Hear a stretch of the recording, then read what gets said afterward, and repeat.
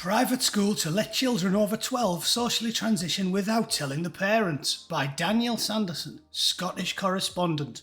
Scotland really is the gift that keeps on giving. If all 5 of the nations in the British Isles were children with varying handicaps, England is merely autistic. Northern Ireland's pretty sensible as well, I suppose. They can be like a juvenile Rain Man. But Wales and the Republic of Ireland are like a particularly unintelligent Down syndrome kid. And Scotland is just some animated mucus in a bucket.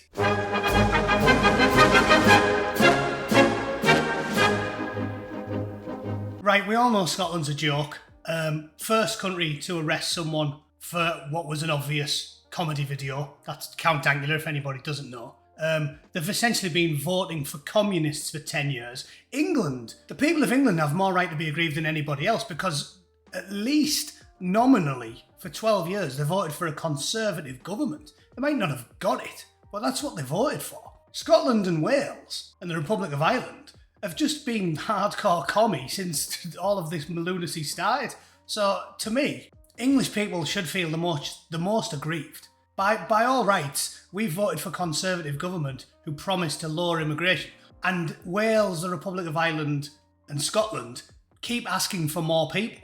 So we should just stick them all on vans and send them to the point of the compass, as far as I'm concerned.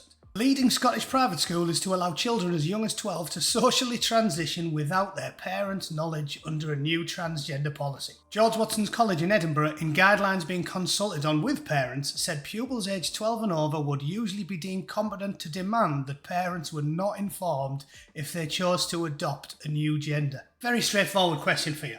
If your 12-year-old daughter was groomed by the maths teacher, and she really wanted him to finger her behind the bike sheds, do you think you shouldn't be told about it? Is this the world we're living in now? We think 12-year-olds are old enough to make decisions like this? Really? I'm actually astounded this is even a topic of conversation. Genuinely astounded.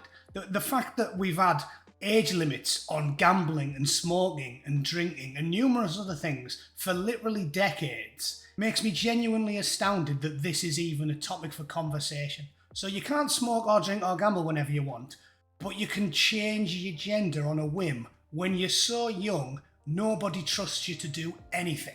12-year-olds aren't trusted to do anything. There's people out there who would phone the social services if you went out on the piss for an evening and left your 12-year-old kids in the house by themselves. Personally, I don't like the mollycoddling of children. I think 12 or 13 is probably old enough to leave them on their own for a few hours. But that doesn't mean I think my 12-year-old son is old enough to start taking hormone blockers, lop his chopper off and call himself Brenda. New school guidance in England is expected to inform teachers that parents must be told if their child seeks to change their gender at school, following a report from paediatrician Hilary Cass. Well, there's your problem, see? The Scottish Government don't listen to paediatricians, they like to listen to paedophiles. The report for the NHS in England warned that social transition was not a neutral act and may harm young people. However, the SNP government has resisted calls to withdraw its own guidelines, which back an affirming approach and states that parents should not always be told if a child wishes to adopt a new identity. So there you go. Medical professionals said one thing, but because the English government said it was a good idea, the SNP said it was a bad idea. Brilliant. If you're north of the border, that's what you're voting for. Full-blown nonce-enabling via the medium of the SNP. At this point, if the English government said that taking a 5-year-old's foot out of its shoe, bashing it wafer thin with a lump hammer and then nailing it to the kitchen table was a bad idea, the Scottish government would make it mandatory. That's how stupid they are. It's turned into this game like across the pond whereby the Republicans are against homelessness, so therefore the Democrats seem to be pro-homelessness,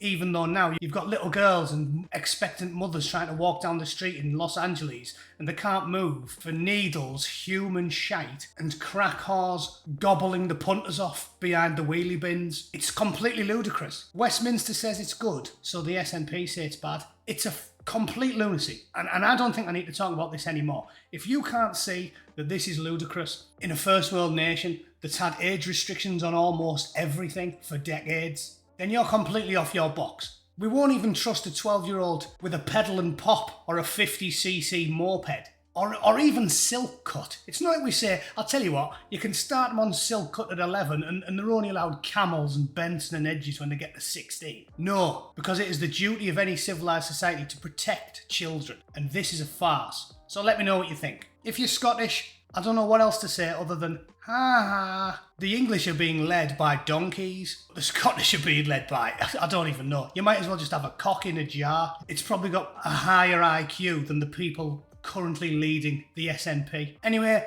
being a northerner, I love having a pop at our northern neighbours. Let me know what you think, ladies and gentlemen. I hope you enjoyed that. Not really a topic for levity, but if you don't laugh, you'll only cry in this day and age, won't you? Thanks for watching. See you all very soon. Cheers.